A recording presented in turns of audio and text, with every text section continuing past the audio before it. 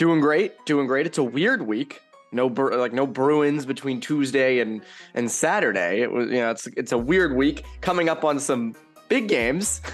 Some very exciting games. Fair to say. Bruins Avs on Saturday and Wednesday. You got the Golden Knights there on Monday. I mean, it's a crazy week coming up. And now the Bruins and Avs are tied for best odds to win the cup. So interesting. I imagine those odds will change after the next week, depending on how things go, but quite the development there. And by the way, I think Bostonians can be happy that the Bruins are doing so well, the Celtics are doing so well, because, oh my God, that Patriots team is horrible to watch. And you had to be there Thursday, which is even worse for you. I had to make the trek over there. I was driving to the backwoods of Wellesley and Walpole to get there, and saw maybe one of the most boring, disheartening games I've ever seen. And it's too bad because fans were geared up for it. Fans brought it. But my God, that is a rough watch right now. So as you said, yes, thank goodness for the two teams over at TD Garden, because they are chugging right along. They're carrying Boston right now. Even the royal family came over to watch the Celtics. Should have stayed for a Bruins game, though. How about that? No Bruins game? I mean, I don't really care. I don't care about them, but the fact that they didn't stay for a Bruins game, come on. They'll bring them back for the fan banner captains. This is true. They would get booed, I think, as fan banner captains. Probably wouldn't. I think they got booed at the Celtics game. So I think they did, which is terrific. Hilarious. I mean, listen, you're showing up, sitting courtside a few blocks away from Paul Revere's house. You know something has to be answered for. Like, it comes with the territory, right? Yeah. You gotta know your audience. Yeah, I'm surprised they weren't trying to get the tea out of the harbor. I mean, exactly. Geez, come on. Anyways, enough of that. It would have been nice if the U.S. could have beat England in the World Cup. Only a tie. Whatever. At least they didn't lose. I'll give them that. But at any rate, in Bruins news, Taylor Hall, quite the game on Tuesday night. 2 goals. Looked not revitalized, but one of his better games of the year. Was down on the third line. Said after the game, I'm cool with it because we're winning and it's all part of it. And that third line could be some team's second line. But the question is with him, if he continues to play like this, I mean, should he stay on that third line? I mean, the way he's playing right now, can you really argue against it? And this is something where if you asked me before the year about possible lineup tweaks, yeah, you could say like, oh, maybe like Foligno could warrant like a third line spot. You'd be like, yeah, I could see that happening. Or like Zacha staying in the top 6. Yeah, if it works out early on when like Marchand and those guys are out, I could see it. If you pitched me back in like September, like, is Taylor Hall going to be bumped off of most likely Krejci's line? I'd be like, no, do you see how good they were, in 2021? Of course they're going to stay together. Oh, and it's a situation now where it shows you how difficult it is to find like trends in hockey that carry over season after season. That's why like you don't try to take for granted when you have someone who's so consistently good in one role, like Bergeron defensively, or even looking at like Marchand or how good he is with Bergeron or anything like that. Marchand, Bergeron, Pastrnak. Exactly. Yes. Like anything like that, like having a number one goalie like for Rask for years where you didn't have to really worry about him in that spot. You look at Taylor Hall and how he played with Charlie Coyle last year, really bad. Not ideal. Like, it was a second line spot they were more or less playing in, a lot of offensive zone time, and I think they were outscored 16-13. Just whether it was the different play styles or Coyle's a bit of a different centerman than Bergeron or Krejci or even Haula. Just didn't seem to work out.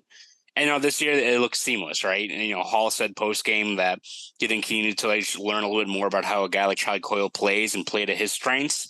And they're an interesting line because they're scoring. Hall gets those 2 goals, but they're kind of deployed as like a defensive line now. I mean, Charlie Coyle is one of those things that people aren't really talking about in terms of you have Olmark taking a step forward and Foligno and all these other guys. Coyle shifting from like play driving third line center to still like an effective 3C, but is more of a defensive role. I think his offensive zone start times are like under 40%, which is impressive for a guy like that who really hasn't been a weak link despite those D zone stats. It's worked out seamlessly. And again, I don't think it's an indictment on Hall's game that he's down on the third line. I think it's just a testament to the depth of this team that they're in that spot. And when you look at what makes a good Stanley Cup contending team over the years, look at those third lines, right? Like, look at what, like, you can look at Tampa Bay, right? And mention, yes, they've got great coaching. They have great people who know how to work the cap. They have an elite core of guys like Vasilevsky and Hedman and Kucherov, Stamkos, Point, all those guys. But what kind of brought them up to that next tier that allowed them to kind of get to that level? You had like a third line that I think for 90% of the league would be a second line, right? Of Goudreau, Gord, Blake Coleman. So if you're in a spot where you have Taylor Hall, who is only a few years removed from winning the Hart Trophy on that third line and producing, it just makes for an even tougher matchup nightmare for an opposing team. Yeah, again, I mean, I don't like the fact that you can slot Zacha up there. Now, in fairness, Zacha missed a wide open net on Tuesday. That was tough. Obviously, that stuff happens. I mean, I'm not going to sit here and be like, oh, what an idiot. He missed the open, but still like, oh, that one-time miss. Nice play by Pastrnak too. And I tweeted the video and all the Devils fans were quoting it like, oh, there's going to be so many more. You have no idea. It's like, actually, he's played really well. Right. Zacha's been very solid. Yeah, he only has 3 goals, does have 12 assists, and is solid away from the puck. Like, he has worked out. If he wants to miss an open net here and there, not great, but fine, whatever. Petrov will still tweet the picture of Kaspar's Dogovins. There's nothing you can do about that. You can't stop it. It's a given, It's going to happen. Unfortunate for Zacha. It's like when I see Barry Feinstein on my timeline, I just know I knew it was coming. So it had to happen. But at the same time, again, there's depth. We said this at the beginning of the year, and you're right in the fact that I don't think any of us would have said, oh, Taylor Hall's on the third line. That's great. But I think now, you see how the depth has played out. They tried Pastrnak up on the first line for a little while, kept the mega line together with the Brusque down. I mean, but you can mix and match. And guess what? It's December. You don't have to have 4 set lines. You can mix and match right now. You don't have, again, if this was the playoffs and you're still trying to tinker with lines, that may not be as good. But for now, what's wrong with that? So yeah, I mean, for me, again, I think the other night was big for Taylor Hall and that he kind of needed a night like that. And ironically enough, so did Brandon Carlo, who got the assist on Hall's first goal. He was tipped in. So, I mean, again, to me, if they can activate Hall on that third line, I don't know how they don't roll through the rest of the regular season. Like, right. If you found a long-term home for Hall next to Coyle, and suddenly your top 3 lines are consistently producing, there's a reason you're a Stanley Cup favorite. I think it goes back to that. Right. And I think you look at just from the lens of Tampa Bay in that game, how demoralizing a game like that is, right? And you can say the same thing about having, 2 D pairs, both anchored by legit number 1 guys and McAvoy and Lindholm, and how much of a losing proposition that is for any team going up against them. Like, you look at Tampa Bay, and yes, they've lost some depth, but they still have Vasilevsky, they still have Hedman, they still have a really structured, strong defensive system. And you look at that game at the end of it, and you look at the stat line, it's like, all right, well, they did a pretty good job slowing down the top 6, right? Like, I think the only points that you had from the usual suspects like Bergeron and Krejci and Marchand, Pastrnak, was, I think, Marchand's empty netter. I think that was assisted by Krejci. That was it. Like, they kept Pastrnak off the board. So you look at in years past, especially winning formula, bottle up the Bergeron line, especially bottle up the top 6, good to go. Well, that's the easiest road to success. What happens? You have Taylor Hall, who won the Hart in 2018 on the third line and scores 2 goals against you. Like, how demoralizing is that from just a team that is throwing all their resources, all their game planning into stopping what has been the pillar of this team's success, at least offensively over the years? You do everything you can, further down the lineup still gets you. It is something that over one game or over a playoff series, having that depth and having guys further down the lineup that can carry you when teams are negating your top players, it's a game changer. Taylor Hall for Conn Smythe. You said it, not me. Maybe. Who knows? So speaking of depth, Mike Reilly and Anton Stralman, still in Providence. Depth defenseman, but that's a tough one. Because again, and we've talked about this numerous times to start the year, especially with Reilly, like, you have yes, he can be a liability at times, but he can move the puck.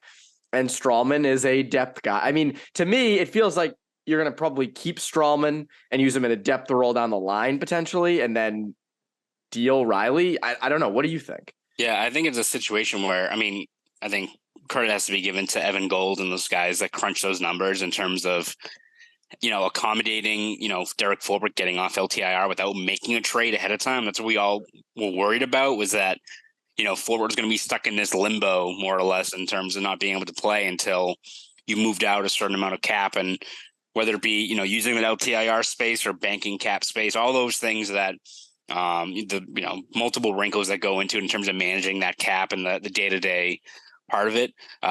They were able to avoid it, but I think right now Cap Friendly has the Bruins, I think, only like $40,000 under the. I think it's 33,000. Yeah, 33,000. So, that's a situation where, again, you're under the cap, so you can roll right along if you wanted to. But when you look at things like emergency call-ups or anything like that, something where I think when you look at just how unpredictable this game is, the expected injuries you're going to have to deal with, and, in terms of accommodating more players, you have to give yourself a little bit more of a cushion than $33,000. I would probably say. I don't think you can really bring up anyone off of that. Anybody.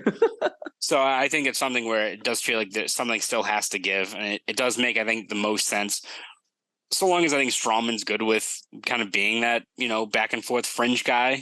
It still seems like Reilly's the guy that needs to go. And that's not just in terms of you get the most money back by trading him, but again, I don't think Reilly's a guy that should be playing down in Providence. So we'll see how that goes. I think it's a best case scenario for all parties if he eventually gets dealt to a team that could use a top four guy, but still a work in progress. But you can't just keep on rolling through this season expecting just to be this close under the limit and not expect something to go haywire. You need just a little bit more of a cushion.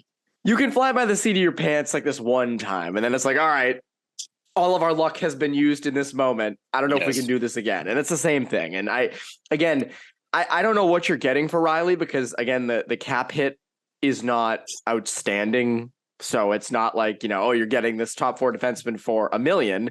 No, it's 3.1, right? It's 3.1. Yeah. So again, there are teams out there that might have a little bit of space, but they're going to hold that over you in the sense, we'll take all of your contract, but instead of giving you a second or third, we're going to give you like a 5th round pick or something like that. But again, I mean, the Studnicka trade wasn't really cap related. It was more like, hey, this guy needs an opportunity. And they got like a solidish prospect back, and, okay.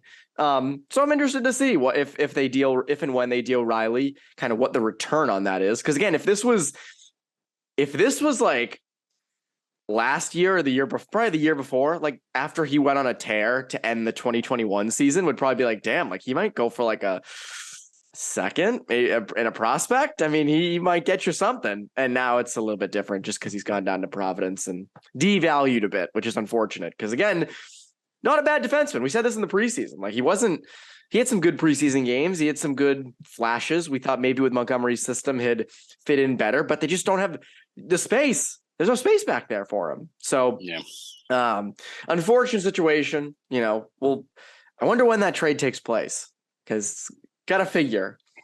Again, you have to brace for the unexpected, and sooner or later something's going to go haywire. So I think the sooner you're able to get that extra cushion of $1 million, $1.5 million, it just can go a long way in terms of just giving you a little bit more flexibility. You're not swinging a trade because of it, of being able to take on a new contract, but just give yourself a little bit of leeway when injuries do pop back up is prudent for the Bruins moving forward.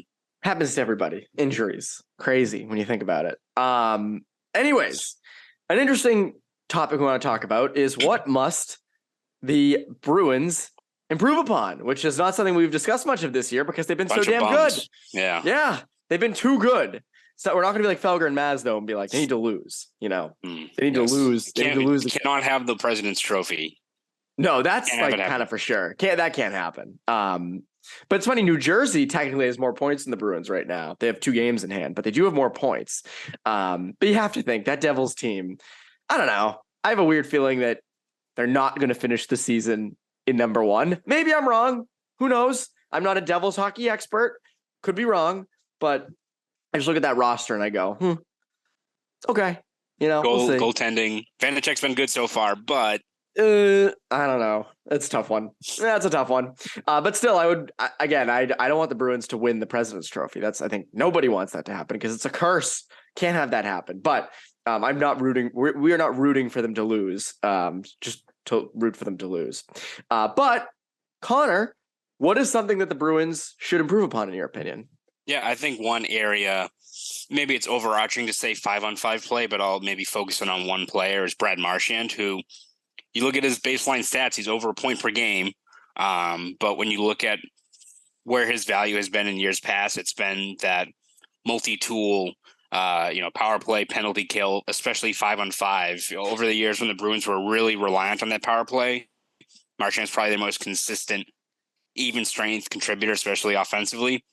Hasn't really been there yet, and he's been pretty critical of himself over the last week or so, mentioning that conditioning's not up to speed quite yet. He's getting knocked off the puck too easily, which I think you've seen a little bit in terms of, he's making those moves, those cuts, those dekes that we've seen him make, but loses, control of the puck or gets knocked off the puck a little bit more easier than what we've seen in the past, which, again, not like where this is shocking, right? The guy's coming off of 2 hip surgeries at his age. That's also not to say that he's washed now or anything like that, right? He's still, I think, he needs to be traded with Mike Reilly. He's still on pace for what? I think like 75 points, even after missing like the first month of the year.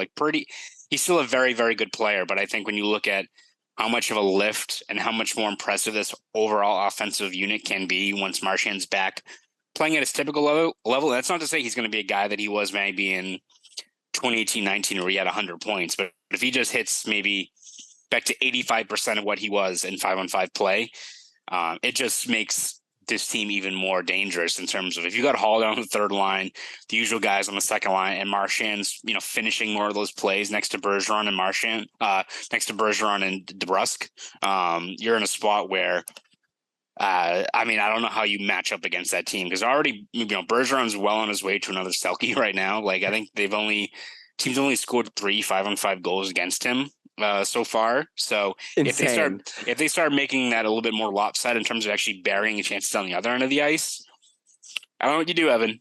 And I think it seems more or less pretty inevitable that Marchand's going to get back to that level at some point. He seems to, as critical as he is, he's very much process oriented and focusing on that, and feels hopeful that he'll get back to a right level by January or February, which if you have Marchand playing at that level at that point, pretty scary. Pretty scary stuff. And by the way, Bergeron with the Selke, it's like not even debatable at this point. Like it's insane. It's ridiculous. It's when you just, you look at how close he was to retiring. And as we've said multiple times, it was never because he wasn't good anymore. It was because, it's a lot of miles on that body. But incredible season defensively, almost better than last year with most metrics. And last year was, I think, on paper, his best defensive year ever. So again, it's like, I feel bad for some of these guys who are behind him for the Selke. They're like waiting for their turn. It's just like another year. It's like with Brady, another year. Oh, another year. So it's the same thing. I can't wait to see the people who try to argue that he shouldn't win the Selke, that it should be someone else. It's like, nope, not how it works. Not how awards work. I will say the one thing for the Bruins to improve upon, and I don't know if this is really their fault because he was injured for a little bit, but using Jeremy Swayman. I mentioned this a few times in past podcasts, but again, you do have to watch the usage with Linus Ullmark. His previous high of games was 41, and it was last season. You do have to watch it if you really want to make a run at the cup, and if you want him to be the guy, because so far he has looked like the guy. Let him rest a little bit. Give Swayman some of these games. As we've said, we're not rooting for them to lose, but you don't need to win forever at the rate you're winning at. And also I think Swayman still gives you a really good chance to win, but you got to let him get in a groove, and you got to give Ullmark some rest. And again, I think it's important it's Swayman's second full season. Right. And you don't want him riding complete pine. And I don't think they will. I think they are going to use Swayman a lot more up in the next couple of weeks, and they should, even though these opponents are very, very difficult. But interested to see how things go with Vegas on Monday with Bruce Cassidy returning. That's going to be very interesting. Who's more motivated to beat who? And you'll have Jack Eichel there, and big night on Monday. Big narratives. Yeah, pretty good for an early December game in the NHL, right?